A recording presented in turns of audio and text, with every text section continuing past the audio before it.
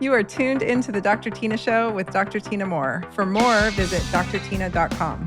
On this episode of the Dr. Tina Show, I sat down with Katrina Fahey, who is a craniofacial health coach, but she is so much more than that. I had the most fascinating conversation about the health of the craniofacial system, the bones and muscles and fascia of your face, and what it has to do with not only beauty and aesthetics, which I have to be honest is what got me to go researching and finding Katrina on Instagram. Fascinating Instagram account. But more importantly, all aspects of our health. And she breaks it down brilliantly. Don't miss a minute of this episode. Watch every minute, take notes, maybe listen to it a second time and share it out with your friends. It's that important, especially if you have small children, especially if anyone in your life has any health issues whatsoever. You're going to find out how important breathing is to this entire conversation. With that, let's jump in.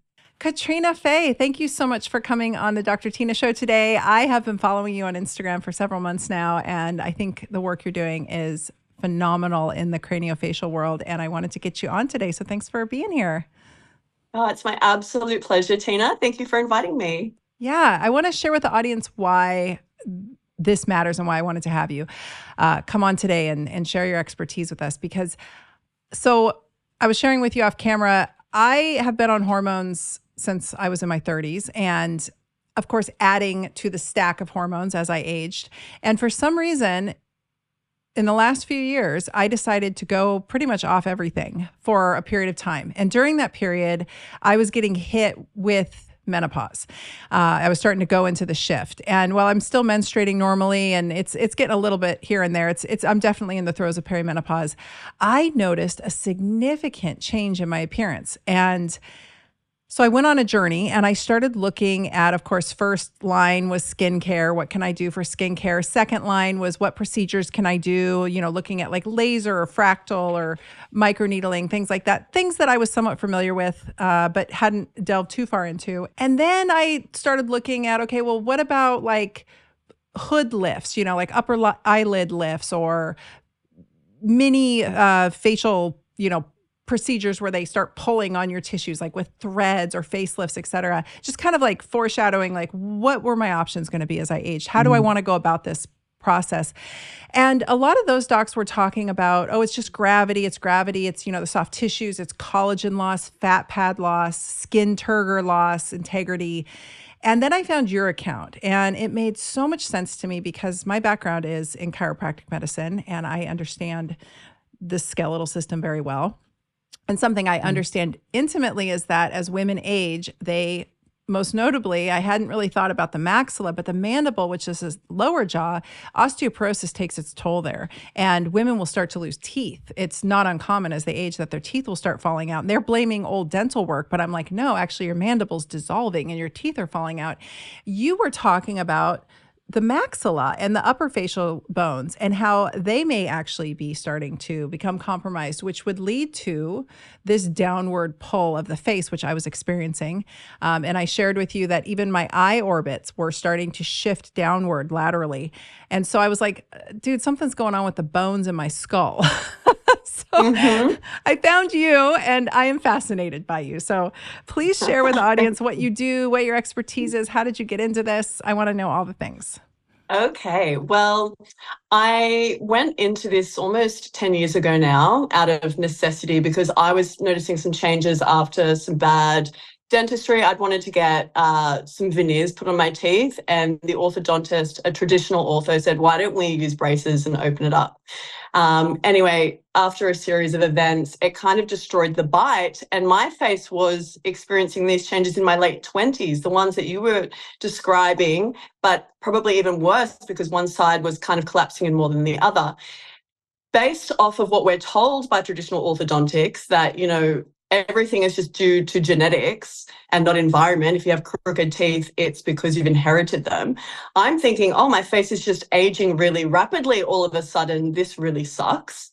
But because I had studied psychology, anthropology, sociology, and health psych for 4 years, I understood epigenetics, and I knew that we had plasticity, especially of the mind.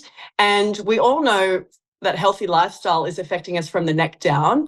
We tell older people to ward off osteoporosis by keeping up weight-bearing activities to strengthen the bones and muscles. And I started learning about craniofacial functional medicine because whenever I went to a traditional ortho saying, help me, what's happening to my face? They couldn't give me any answers and wanted to refer me to a plastic surgeon. And I didn't want to do that because putting silicone in my face or shaving bone down did not appeal to me. And it wasn't going to give me the proper results that I needed. So I'm sifting through all of these journal articles, amazed that actually the human face, the bony structure, it's evolved to expect significant impact onto the jaws, and that we can remodel these bones. They always remodel throughout the life, no matter what age we are. It doesn't stop when you hit skeletal maturity at age 18 or 20 and stop growing. Our bones will always remodel in response to the impact they encounter. Now, the maxilla bone is our top jaw, and it's also called the beauty bone because it situates all of our facial features. It contains the base of the eye sockets, the nasal bridge, the cheekbones, the mouth roof, and the top dentition. It expects to receive a lot of impact from the mandible, the lower jaw, which has the strong buccinator muscles that allow it to rise up and impact the maxilla to chew and masticate our food. All throughout the human evolution, we've always received a lot of impact onto the maxilla, which helped it grow really broad and give us a fully grown face with big, high cheekbones, a wide smile, room for all of our teeth. There wasn't a need for braces and wisdom tooth extractions in our ancestors' time. But now, especially in the last 100, 200 years, it's all gone downhill, even in children. Children don't have the jaw size to allow their permanent teeth to come through at age 6 and 7 in a straight fashion, because our food is very disrupted, the way we eat, process, preserve. We're not impacting the face like we used to. And so I learned about this. I kept adding to my education in psychology by learning about the science of the human face, how bone cells work, how the orofacial muscle network of the face is working. Turns out the way our tongue positions and the force of the tongue within the skull, it's our one strong internal muscle that's pushing and guiding the bones of the face forward and broad. Now, this will create an attractive face when everything works in harmony, but when it goes wrong, when people start mouth breathing, they drop their tongue, it takes away the support to their maxilla bone and everything starts to fall. We see this at really young ages now, and it used to only be that this happened to elderly individuals, that once we hit later life and our hormones are changing and our muscle strength is declining, our bone strength is declining, we would see in older people that their aged appearance was because the maxilla bone had started to shrink. And the reason that's able to happen is because even the tongue muscle and the muscles of the throat, everything is weakening and starting to sag. And this is why older people, they snore more, they have fragmented sleep, their airways are literally starting to cave in. And if we want to ward this off, we need to have a very strong tongue muscle, which means using the tongue a lot during mastication, doing myofunctional exercises. Keeping that tongue mobile and strong is going to allow it to be that architect of the mouth and keep the craniofacial structure forward and broad. And if we can do that, because the mouth roof is the floor of the nasal cavity, we actually protect our airway health. We really want that as we go throughout life, having a big, broad nasal cavity. And unfortunately, if we lose size of the nasal cavity, not only will our face look narrow and sunken, we lose the ability to draw in enough oxygen through the nose and we start becoming mouth breathing, which is a whole other topic I'm sure we'll get into. Yes. Yeah, you just said so much there. I get on a No, roll. it's everything. It's everything. I mean, it reminds me so much of I got into this world way back in naturopathic medicine. I don't know, I was in, I guess, second year of naturopathic medicine school, and I was introduced to Weston Price and his book, Nutrition and Physical Degeneration, and how he went around the world looking at the dentition of all of these, indigenous peoples when they were adopting a Western diet. And I was that kid, I was that kid who had all kinds of respiratory issues, postnasal drip, severe allergies, mouth breathing. I had the fangs way up here in the mouth that they had to pull the teeth to bring the fangs down. I had the braces. I had all of that, sinus issues, et cetera. And so a couple of years ago, I really started focusing on my tongue posture and nasal breathing and not mouth breathing. And I retrained myself, which a lot of people don't believe they can do. But if you're really conscious about it, there is a way to at least improve it significantly. I still catch myself every once in a while with my jaw dropped open, breathing through my mouth when I'm really tired. But for the most part, I've done a nice job. And it's just been amazing, the transition of the ability to breathe through my nose. Before, I could not even breathe through my nose, and now I very comfortably can. So I think things are moving in the right direction. But I have to say, it was really more a vanity issue for me that got me so serious on this search when I found you. And you had the most beautiful and stunning cheekbones. And you had showed some before and after photos of yourself, and I was like, holy smokes, like this is legit. So anyway, you just said so much there that I want to start to unpack. Let's talk about chewing first. Let's start there. So let's talk about how you mentioned these ultra processed foods, and it's particularly sad. I mean, kids are just basically like eating goo out of packages at this point, in my opinion. So how important is chewing, and why, and what does that have to do with youth and as we age?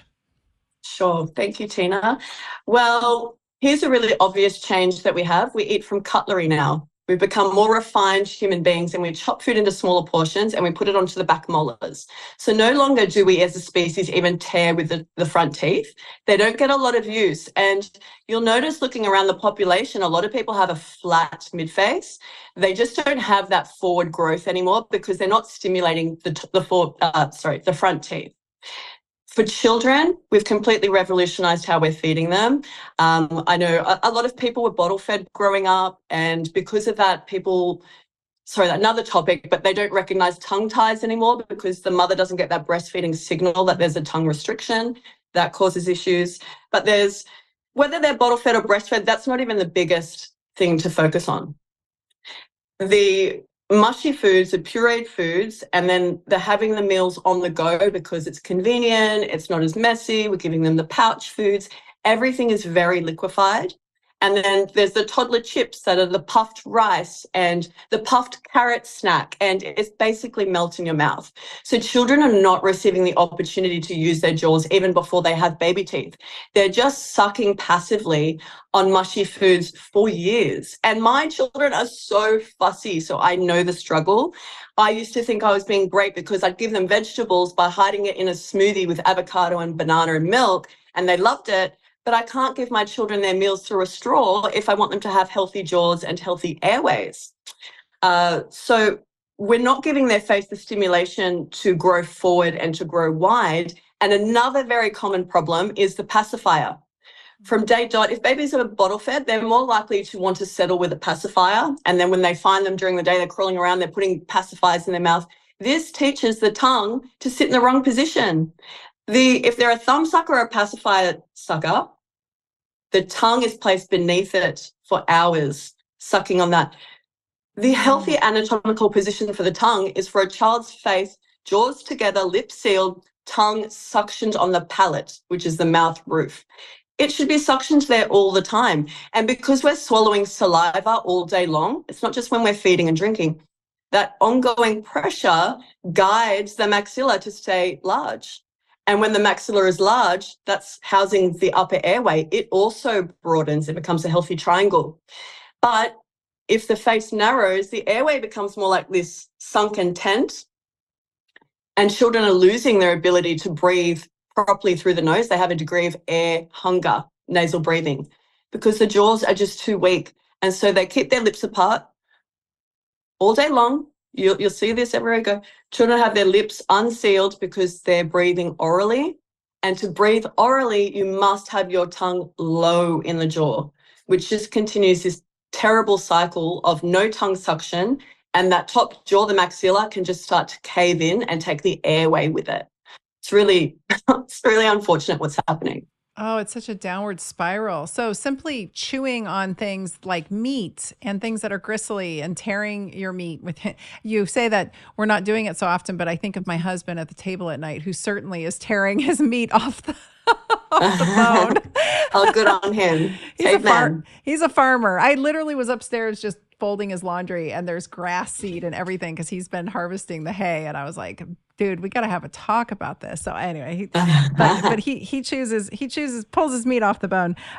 But yeah, you're right. Kids are not doing this. And when they're picky, I was a picky eater. And so I was never really forced to, I mean, I had to finish my meat, but I definitely preferred the carbohydrates and I became a carbohydrate addict, which I think that's a whole other story that led me down to severe health issues. But the words you're speaking sound so familiar to me just in my history. It makes so much sense that so many of the nasal problems we're seeing, and like you said, it's this sort of like chicken and egg. It just starts to self-perpetuate itself. And what a mess. So how can we help these kids aside from getting them to eat things that, I mean, I'm a big fan of chewing on meat. What do you say? Like, Yes. what are some interventions we can start with early for the younger ones? Yes, this tacks onto the end of the last question about, they're not chewing enough. One massive shift developed nations went through 100 years ago is our meats and our fruits. We stopped dehydrating them, which was a preservation method that is natural, which makes things chewy. Now we have the home refrigerator. So we keep salads and dairy products. We're eating a lot of dairy. We're having thin sandwich meats or raw meat. Meat is now stored raw in the fridge, and then it's ground or it's minced, and then it's added into a pasta sauce or something. So again, it's not hard and chewy. Ancestors hundreds and thousands of years ago dehydrated meat. And this is what I give to my children now. It's making a comeback. It's called biltong, which I think Americans are thinking beef jerky. It's like that, but a little bit healthier. It doesn't have all the saucy, sugary additives. Biltong is dehydrated, preserved by rubbing salt, and it's air dried. Sometimes you have chili added to it. It's delicious. My son is addicted to it now. And this is what they're still eating in Central Africa. So if you went to countries like Nigeria and parts of Tanzania, where the villages do not have electricity networks running through the village, so the homes don't have a modern kitchen, their meat supply will have to be dehydrated. And they cut them into medallions and they air dry them and they put them in the sun and it dries out. Super chewy form of meat, and you can just take it on the go wherever you're walking for a snack. If you went to those areas, you would see that their faces have a big, broad maxilla, big, broad smile. They're not having all the malocclusion problems like the first world countries are, and their airways are healthy. Why have we not put this together sooner, that when you have a more natural, unprocessed diet and more dehydrated meats, your face forms as it should? So this is what we want to introduce into our home. There's some wonderful suppliers out there offering grass-fed, organic, raised cows in biltong form, and you can have them delivered to your home if you don't have a local provider. And you pop them in the lunchbox. This is what I do. My children love that.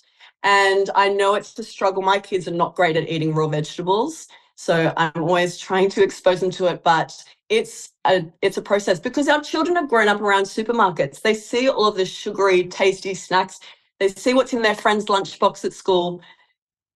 Parents are facing an uphill battle trying to get our children to eat a more ancestral diet. Let's face it, it's not easy, but we have to be conscious of giving them opportunities to chew.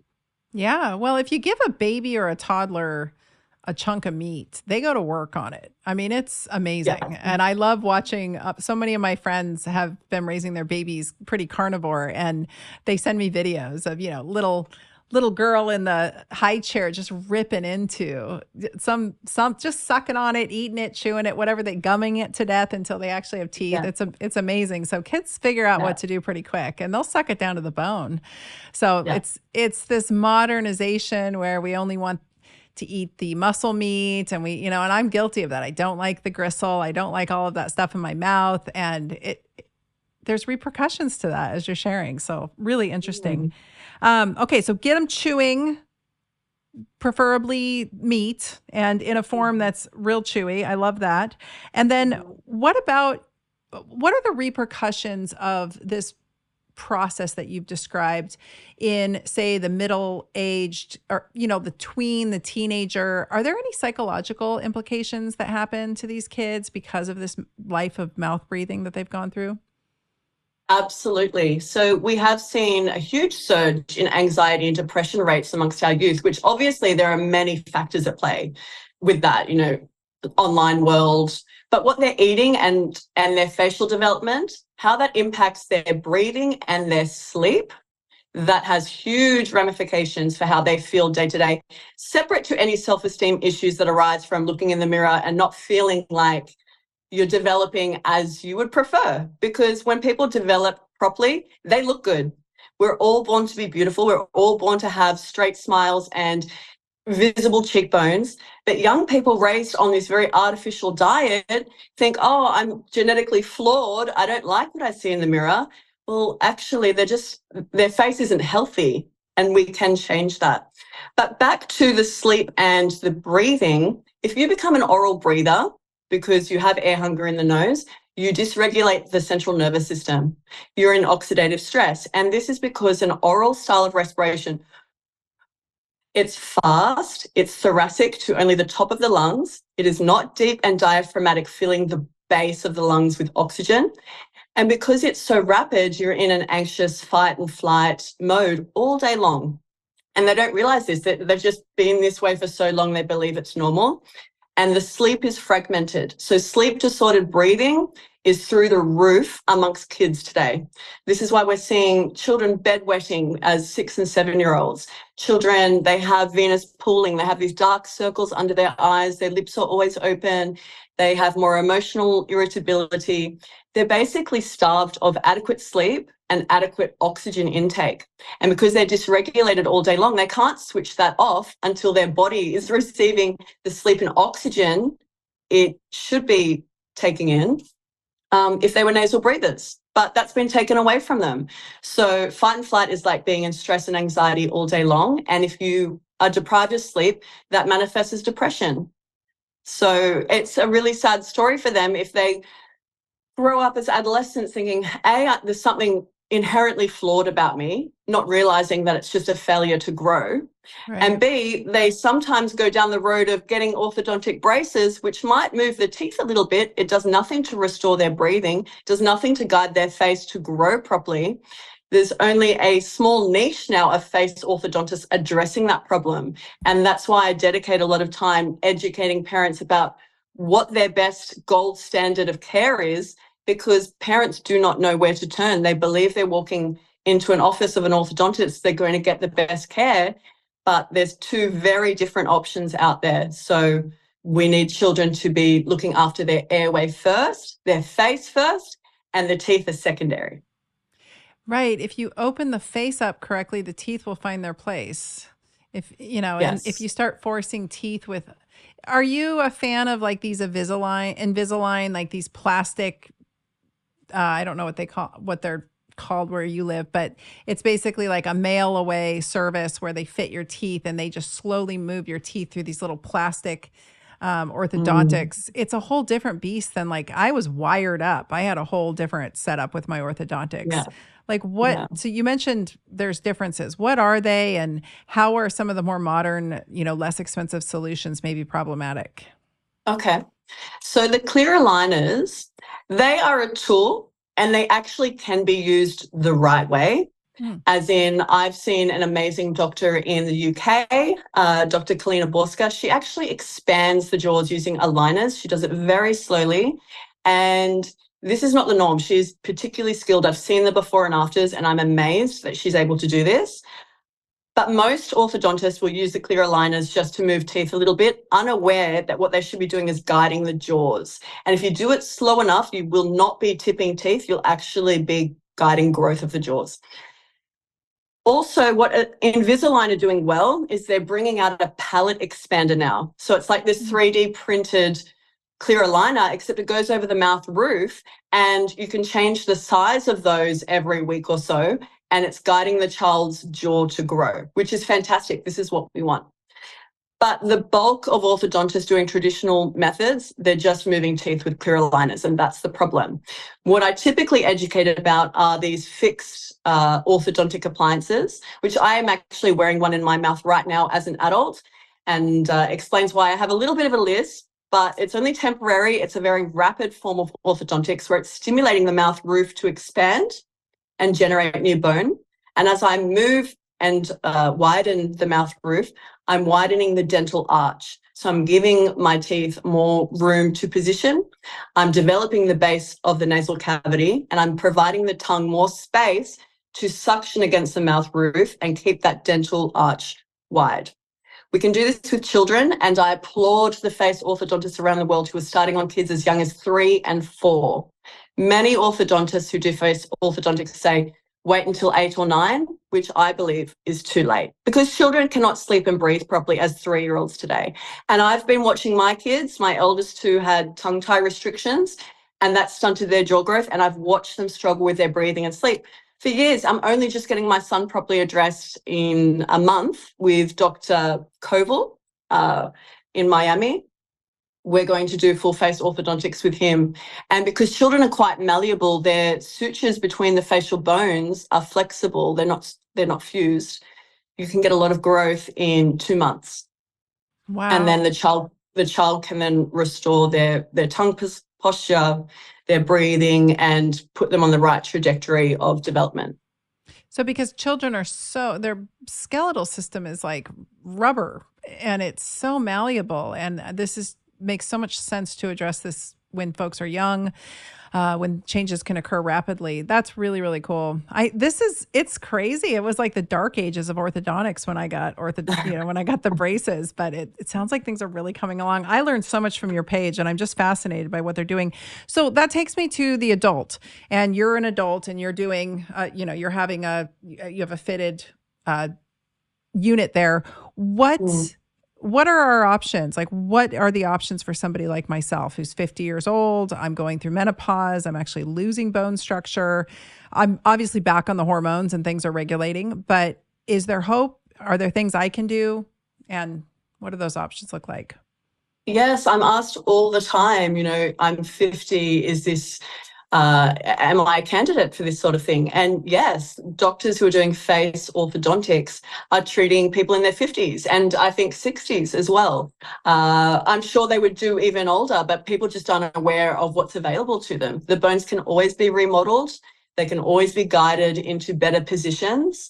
And so in America, you're very fortunate. There's probably a greater number of providers in the US than anywhere else in the world. There's certainly in Europe and Asia, the Middle East, and Australia. I'm not aware of any in Africa or South Africa, but this, I believe, is the future of healthcare, because we've just looked at health from the neck down, and we're in an obesity crisis and anxiety and depression and sleep disorders. And when we turn our attention to the fact that airway is a huge issue for so many in the population, there's scientific estimates that 50% of Americans are mouth breathing. That's crazy. That means 50% of Americans have a dysregulated nervous system.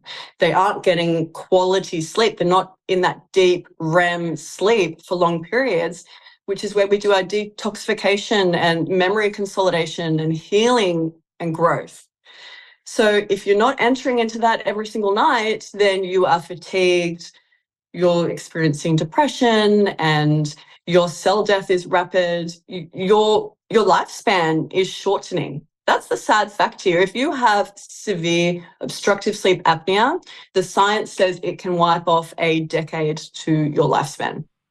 It's phenomenal. Yeah, it really is. They were just starting to appreciate sleep apnea when I was in school, and back then, it was just really linked to cardiovascular health. So if you had sleep apnea, your risk for cardiovascular disease was significantly increased. But you're so right. And then I was just thinking as you were talking, forget just the sleep apnea. There's apnea happening all day. I mean, based on what you're saying, folks are not getting oxygenated properly during the day even because they're mouth breathing. So there's just this incredible link direct to not only cardiovascular disease, but obesity, metabolic dysfunction. I mean, the list goes on and on. And then we had how many years of people wearing masks and becoming hypoxic, it's just people did not realize during those years when I was in Oregon, which was particularly crazy with the masks. And I was like, you guys are literally doing so much damage to yourself by rebreathing all day. And they're still wearing them. They're still wearing these N95 masks. It's bonkers to me. I'm like, what does low grade hypoxia do to a brain for that many years? But after listening to you and I've done more research on breathing as well, just outside of it, it's like people are walking around mouth breathing in this sort of pseudo hypoxic state all day. Then they go to bed and they're snoring and they have sleep apnea. I mean, it's just the repercussions are really devastating. Yes, absolutely. And we see so many rates now of Alzheimer's. That's climbing all the time. So people are hitting that earlier and earlier in life. And that makes sense. If you're hypoxic all the time and in a stress response all the time, what happens to your brain? The oxygenated blood flow goes away from the prefrontal cortex and the hippocampus, which is doing your higher order thinking and your memory consolidation. It's going to the amygdala to do your instinctual behaviors because you're going to need to fight or flee. So concentration is turned down. So is your memory consolidation. And the cells that expect a degree of oxygen to always be there, it's not there. It's in their more mammalian brain. And so they're getting cell death in their higher order thinking centers, and they're having this cognitive decline.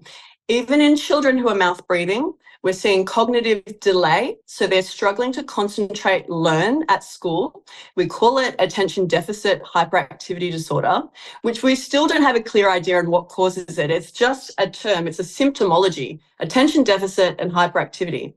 Well, when children have a dysregulated nervous system because they're hypoxic and they don't sleep well due to mouth breathing, their concentration is not clear. They are disruptive. They are, a tired child will rev up. They're not like adults. They don't fatigue and slow down. They rev up.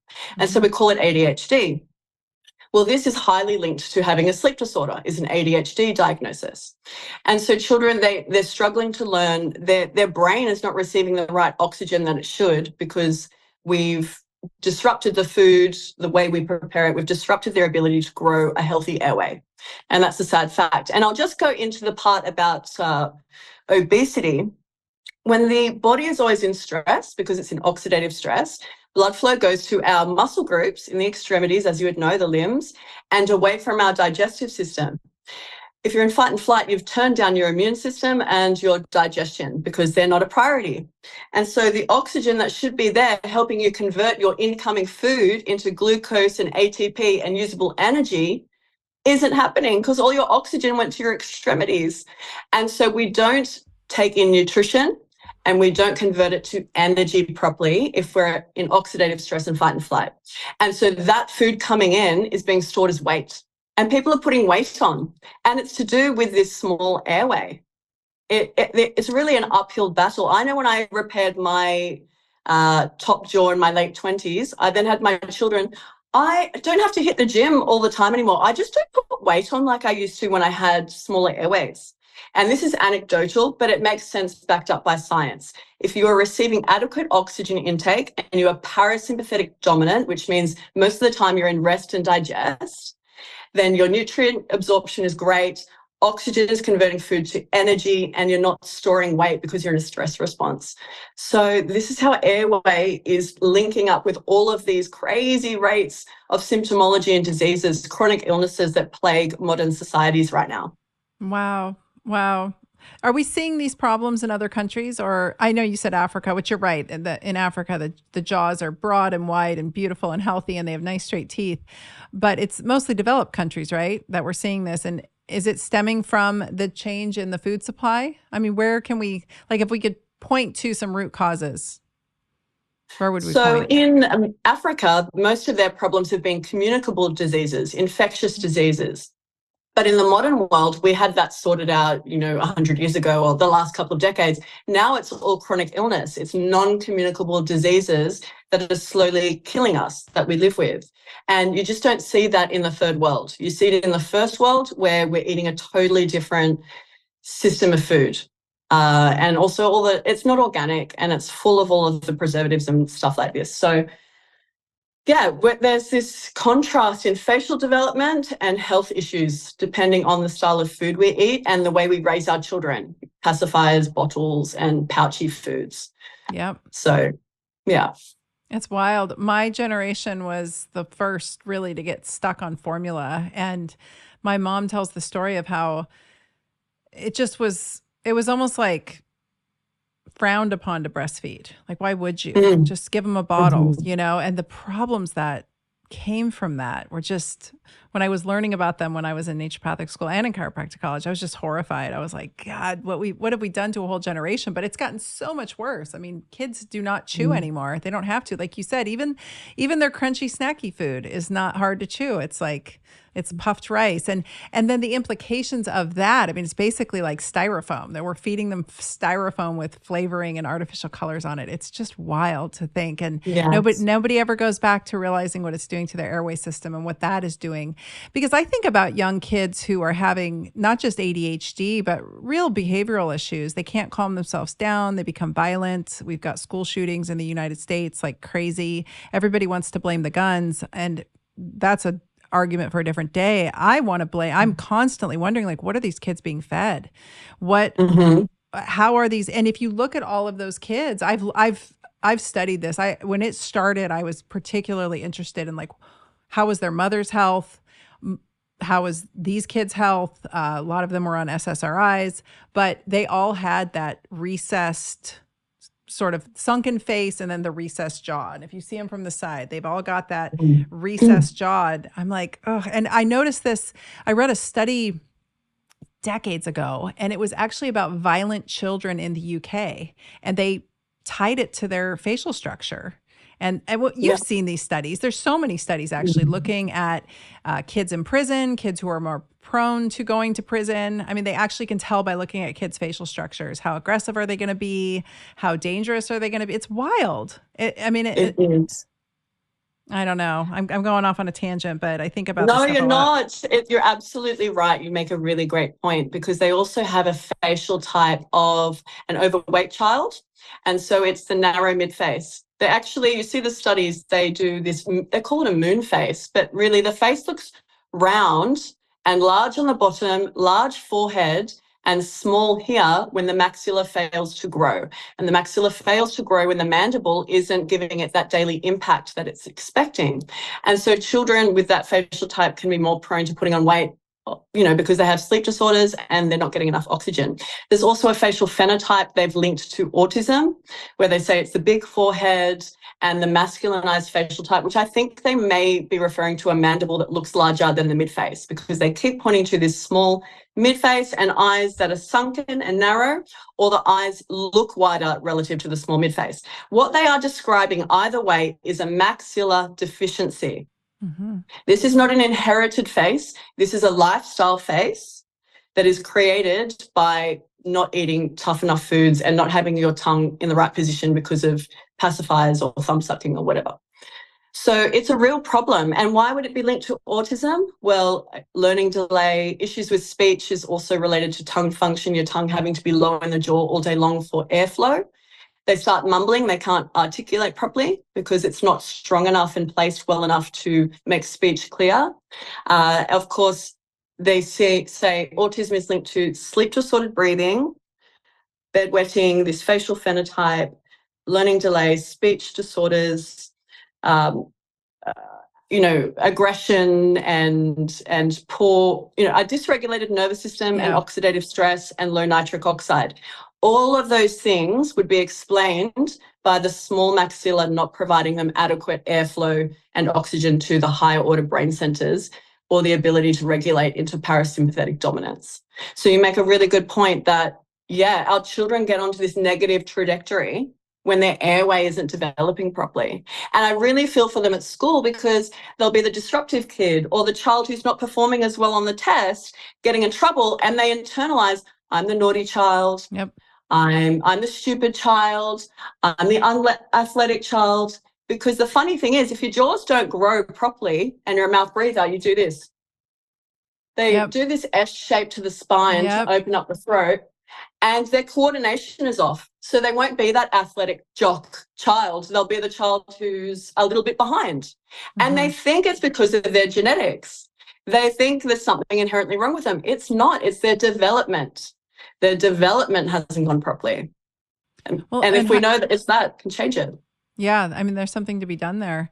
And hypoxia in children leads to violence. I mean, it leads to schizophrenic breaks. It leads to violence down the line. And I mean, that was really my concern, watching parents so gladly mask up their little children during the pandemic. Like little kids here in Oregon were covered in soggy, wet rags on their face. And I was like, what is going to happen to this whole generation of children in 10 years? How are they, what's their behavior going to be like? You know, it's crazy. I did see a program once that ties into this. You mentioned the kind of the way they carry their head. What was it? It was some program called like Scared Straight or something. They would take young men who were on the wrong path. You know, these guys were teenagers and they were getting in trouble in school, and they would put them in jail clothes and they'd send them to jail. Like they'd literally bring them to the prison for the night. It was controlled, right? Obviously they didn't throw them in with the inmates, but they would put them in prison for the night so that they could get scared straight. And they would have the prison guards actually run the whole thing, and they filmed it all. And it was a TV show here in the States.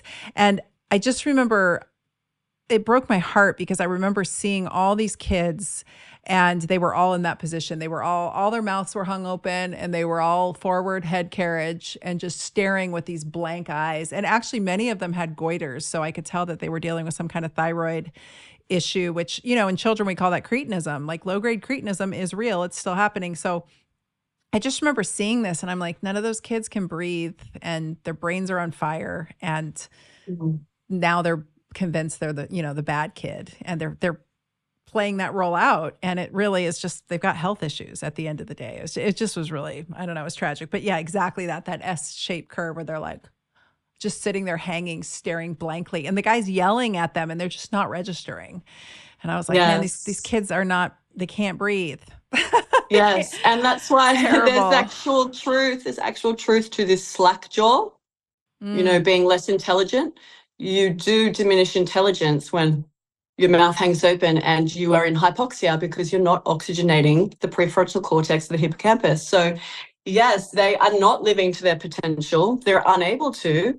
And it's terrible that it affects their self-confidence and self-identity and how they think about themselves, unaware that they're just unhealthy right now. Faces shouldn't be labeled ugly and beautiful. They should be labeled unhealthy and healthy. And we can move them towards health by guiding their growth and restoring airway and sleep. Oh, I love that. Yeah. So interesting. Okay, so I have a couple questions for you. What do you you mentioned tongue mobility and tongue exercises. What do you think of all of these facial exercises that all these women are doing on Instagram, where they're trying to get you to make your cheek muscles bigger and pull there's so many accounts like this. And I'm like, okay, how real is all of it? I get the tongue mobility. I think that makes a lot of sense. And I do think having some control over this part of your face matters. But what do you think of all that? I definitely think myofunctional therapy is a game changer for adults and children. So that's looking at the oral muscles and the facial muscles. When I trained with the best orofacial myologists here in Australia, they would teach people to do this, to smile, to relax the forehead muscles and just use their cheek muscles again. And because having teeth strength and lip strength and tongue strength creates a healthier face. And I don't know whether it's we have this screen-loving lifestyle now where people just aren't, they've got muscle weakness. It's not even about mastication. It's about we interface our communication and our entertainment through a screen now. And so we're not animating our faces as much as we would have before screens were saturating our environment. So that's a tiny little piece of the puzzle as well. I do love these fascia training tutorials. They are time consuming. I mean, I've signed up for them, and I do believe manipulating the fascia, this cellular matrix of malleable skin beneath the muscle, does have an effect, and it does help lymphatic draining.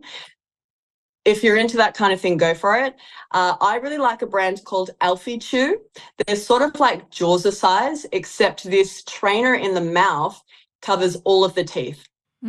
So when you're working the jaws, you're getting the back molars plus the front teeth stimulated. So you're keeping that exercise, because we have this philosophy that we're all going to eat all tough foods and give ourselves a healthy face, and we should be doing this. But if you want to be supplementing with one of these products, I would say go for it. You can do it in the car, in the bath, or watching television. Why not? If you can. Yeah, I love it. No, that's so great. That's my take. I'd say there's a bit of truth to all of them. It's how much time and dedication you want to put into it. Okay, no, that's a great answer. I think they're great. I think it's fascinating that it's a whole side of the internet that I hadn't discovered until recently. And I was like, this is amazing. And truly, I mean, the before and after photos, just like you said, so much flaccid skin and musculature. And I think even just waking those muscles up, people don't realize they can have control over them. You know, my husband wiggles his ears and I'm always so fascinated by that ability, but I have those same muscles too. I just don't know how to harness them. So learning how to move these muscles around. And I also think that we're in a society where people just don't smile anymore. You know, it's just not a happy place. I grew up, I smile at everybody I see on the street. And I don't know if I do anymore. I try to. It's kind of hard in Portland because Portland's turned into a crazy place. But it's just societally, you know, we've got the Kardashians who froze their face with so much Botox on purpose. And they come out and say, we don't smile because it'll give us wrinkles. And so we have this whole generation of young girls who just don't do that. And all the selfies are very much, you know, not involving smiles. So I think part of that is just normal facial expression. I know that I see people smiling and they're so frozen with so much filler and Botox that they can't actually make anything move. You know, it's a very eerie world we're in. Okay. Next question on that note, what about mewing? You've obviously heard about mewing. What is mewing and is it helpful? Yes, I love Dr. Mike Mew and his father, Professor John Mew.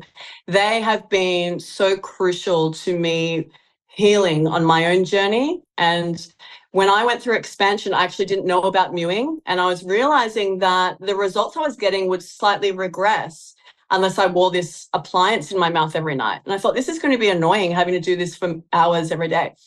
And I learned about mewing and that the tongue is meant to be our natural retainer. It's meant to be suctioned on the palate. So while I had corrected skeletally, I hadn't corrected my muscles yet, and the tongue needed to be placed there. And once I did learn this and apply it, I didn't need the expander as a retainer anymore. And I tell parents this, if your child goes through orthodontics and they might use an expander, and then they may need braces just if there's any teeth that are still a little bit too crooked that they don't like. But don't glue on a retainer. You can use the orofacial muscles like tongue posture to retain jaws in their healthy, correct position. So Mike Mew is fantastic. I'm so glad he became a viral sensation. He's had billions of views. He is changing people's life. And it's really, really sad that he is facing so much scrutiny from the Orthodontic Society in Britain. He's triggered the traditional orthos there. They don't like him revolutionising the system because this is just how we're meant to function. He's just teaching what a healthy face is and how it should posture. So, yeah, get behind Mewing, download his app. He's wonderful. Okay, I love it. All right. On that note as well, I am noticing a lot of young women getting back to the Botox. They're getting Botox in their masseter muscles and in their lower jaw to slim the face. Do you know about this? Have you seen this phenomenon? Okay, so I've been studying this because I follow a lot of injectors, and it's fascinating to me because the mandible naturally starts to deteriorate as we age due to osteoporosis, like I mentioned, especially if women are malnourished and they're not exercising and they're not fit. And that, like you said, muscles pull on bones, and that pressure and tension is what keeps that bone healthy. So if we're obliterating the muscles and atrophying them into nothingness so that we have these nice thin lines and taking out that buccal fat pad, what on earth? Like, I see this as a pending disaster. What do you think? You are right, Tina. So we do not want to weaken facial muscles. They are there to actually keep the bones healthy and strong. So I was with a hairdresser the other week and she said, oh, I've noticed I had this more V-shaped face that she liked when she was youthful and that it's starting to get a little bit more dominant here. I can relate to this. So I still, whilst expanding my maxilla, my mandible is asymmetric because the teeth on one side are lower. They are facing in. And so one side of my mandible is hanging lower, and it is because rather than the teeth being like this, they're like that on one side. So my bite isn't correct. This happens to women and men as they get older. The dental arch will start to sink, and as we get older, the teeth will start to overlap more because we're losing that bone density, the osteoporosis that's kicking in gradually. And as the dental arch sinks, it's actually pushing this out. And so this is why women say, oh, my face, it's changing. It's not that love heart. It's not that youth, the triangle of youth. It becomes more dominant down here as the teeth move. So we want to address that rather than playing around with atrophy of the muscles. Oh, it's just a disaster. I think all these women's teeth are going to fall out when they hit their 60s. They have no idea what's coming at them. I did a reel about it and I almost posted it and I haven't yet because I'm like, oh, I'm going to get so much backlash for this, but they are doing some crazy things to their faces at such a young age. And I think we're really going to see the repercussions of that. I think also, I was just actually interviewing a dermatologist earlier and we were talking about filler and some of these more cement-like bio-restorative fillers, but really they're just, Sculptra, things like that really act as layers of cement in these myofascial planes. And it fills out the face. I mean, if you look at someone like Brad Pitt, he looks phenomenal. That's Sculptra. But man, not being able to move those muscles or having them glue up, because I've seen plastic surgeons actually peel back the layers on videos and it's just scar tissue and globular. It's a mess in there. And I'm like, if these people's muscles and myofascial planes are not working properly, what on earth is going to, what are the long-term repercussions of that? Absolutely. This is something that I investigated before I knew about craniofacial orthodontics. One of the surgeons I went to say, my face is asymmetric, help me. There's this product that he was using that is basically like coral from the Coral Sea. And it's a very similar material to human bone. And he was going to paint the coral onto my bones on the weak side.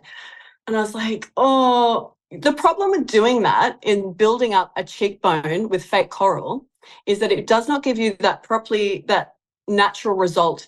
Because if the maxilla is shrunken, the eye sockets are shrunken. So you'll see the surgery, a woman or man will have sunken eyes, but then these big built up cheekbones, and you go, that doesn't work in nature, those two characteristics. When the cheekbones are naturally wide, the eyes become wide because they are the same structure. So we can't just top up one section and ignore the same structure that's determining the size of something else. And yeah, this is what people need to understand. We can non-surgically encourage our skeletal structure to grow, to stimulate our own bones to grow. And as they do, all of the facial features actually benefit, not just one isolated area. So it's genius. Yes, this is why I was so excited when I found your account. I was like, this is the answer. So tell me about your book. I did not know you had a book until now. So tell me all about it because I'm fascinated. Okay, this is the book. I am so proud of it. It's taken many years. It's taken up to a decade of a rabbit hole into orofacial myology, craniofacial functional medicine, airway health, sleep medicine. It's the missing link for many people on why they're getting all of this symptomology that they can't seem to tie it to something. And then they say, yes, this describes my face, this describes my fatigue levels, my poor sleep, my low self-confidence, my anxiety. It's just joining the pieces for people. And I'm amazed that it's taken so long for this information to go mainstream. But I get it. We're trying to revolutionize an orthodontic and medical system to a degree that was still looking at the face as 100% governed by genetics. And when I discovered that my face could change and grow and develop my own bone osteoblasts to grow my face to its full fruition, close to its genetic potential, I'm still working on it. I'm amazed that it wasn't just about the aesthetics, which initially was what I was trying to address. At the same time, it was about health. And this is why I say that beauty really is a synonym for health. It's the physical manifestation of how our body is operating and feeling. They're the same thing. So we can't just go to a plastic surgeon and say, make me beautiful, because my gripe with doing that is A, you won't get the 100% natural looking results that you desire. And B, you are camouflaging what is probably an airway problem, a maxilla deficiency. And if you can stimulate your face to grow properly, you develop the airway, you repair your health, and you have natural beauty that you can be proud of. So many women now, they have to go and pay for a surgery that leaves them feeling kind of fake attractive. And I'm not judging, because I've tried everything as well. And my face is red today because I just did fibroblast last week and, to generate new skin. So why not make yourself feel as good as you can?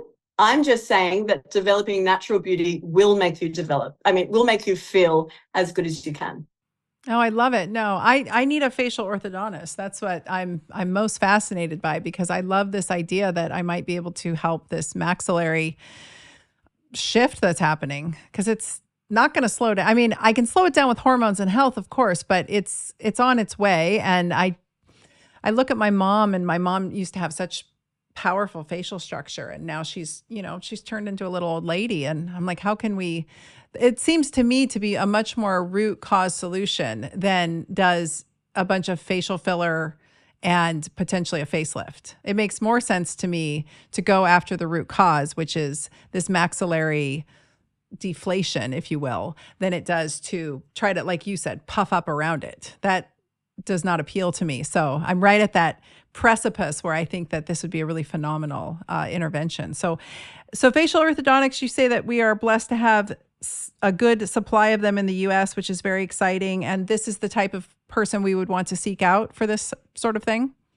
Yes. So in my book, I have a list of providers that are registered with doing maxillary skeletal expansion. It's a type of expander called MSE, but there are many more. I give instructions on how to find them in your city. What are the terms you should be looking for?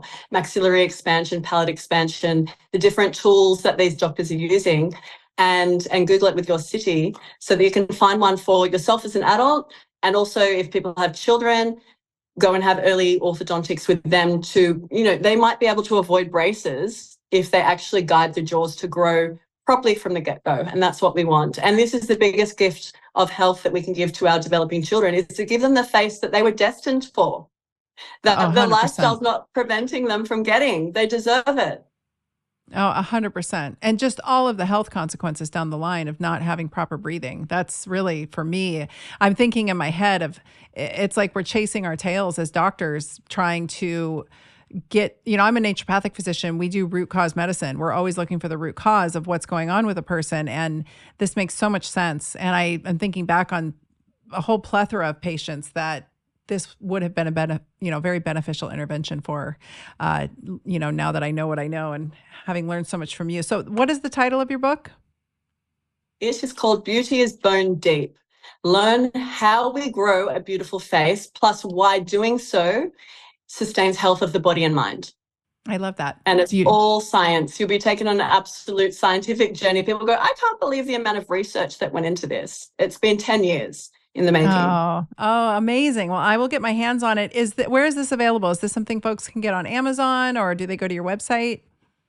Yeah, they can grab it on their international Amazon store or an online retailer like Barnes & Noble. Or if they find me on Instagram, I'm at Nurturing Healthy Faces.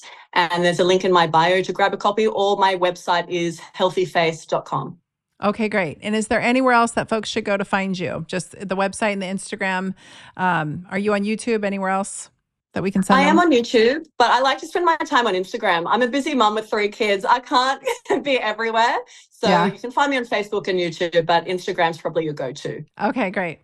Oh, I love your Instagram account so much. It's fascinating. Every time it pops up, my algorithm has you popping up right when I open my phone, depending on the time of day. And I'm just always like, this woman is brilliant. I have got to get her on the podcast. I just want more people to learn about this and hear about this and go follow you, because you're so passionate about it. You're not gatekeeping at all. Like, you really share it all out there. And I'm sure your book is just a treasure trove. So really excited. Oh, thank you, Tina. Yeah. Was there anything that we have not talked about that you want to make sure the audience knows? I think we've covered so many topics today, and There's so many ways that this is penetrating health, but it's best people grab the book and get more of the knowledge in depth. And I'd look forward to doing another interview with you in future, Tyna. It's been an absolute pleasure to chat with you. Yes, thank you so much for coming on the show today and sharing all of your expertise with us. I will make sure everybody has access to the links in the show notes, and go follow Katrina on Instagram. And yeah, this is great. Thank you for being here. My pleasure. That was fun, Tyna. Thank you for having me on the show. Have a great day. Thanks for listening to the Dr. Tyna Show. This is a Wellness Loud production produced by Drake Peterson and mixed by Mike Fry. Theme song is by John the Guild. You can watch the full video version of this podcast inside the Spotify app or on YouTube. As always, you can email the podcast at podcast@drtyna.com. That's DRTYNA. And if you like this episode, please rate, review, and subscribe on your favorite podcast app. You can also find all of my offerings on my website at drtyna.com. For more shows by my team, go to wellnessloud.com. See you next time, and thanks for listening. This podcast is for general informational purposes only. It does not constitute the practices of medicine, nursing, or other professional healthcare services, including the giving of medical advice. I am a doctor, but I am not your doctor. No doctor-patient relationship is formed. The use of this information and the materials linked to this podcast is at the user's own risk. The content on this podcast is intended not to be a substitute for professional medical advice, diagnosis, or treatment.